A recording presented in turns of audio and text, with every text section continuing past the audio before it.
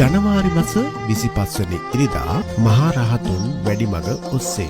අලුත්වර පුදබිම සිල් සුවඳින් නැහැවෙන උතුම් භාවනාමය සීල සමාදානය ජනවාරි 25 වෙනි ඉරිදා උදෑසන 6 සිට සවස 5 දක්වා ඓතිහාසික අලුත්වර ශ්‍රී දැඩිමුණ්ඩ දේවාල පුදබිමේදී පැවැත්වෙන අතර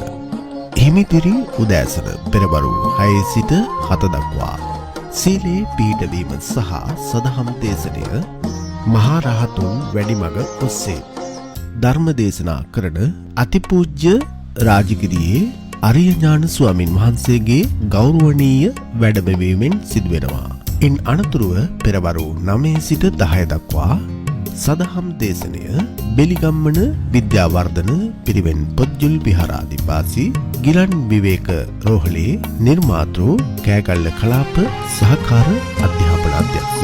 මීගලෑවේ නන්දරත්න ස්වාමීන් වහන්සේගේ ගෞරවනීය වැඩමවීමෙන් සිදුවෙනවා. එදින පස්වරු 1 සිට 2:30 දක්වා සදහම් දේශනය ගුවන් විදුලි රූපවාහිනී විචිත්‍ර ධර්මදේශක කෑගල්ල සාන්ත ජෝසප් බාලිකා විද්‍යාලයේ සහකාර විදුහල්පති අරිය ධම්ම පරියේෂණායතන ශාස්ත්‍රපති පන්නල ආනන්ද ස්වාමීන් වහන්සේගේ ගෞරවනීය වැඩමවීමෙන් සිදුවෙන අතර එදින පස්වරුවේ සදහම් දේශනය පස්වරු 2:30 සිට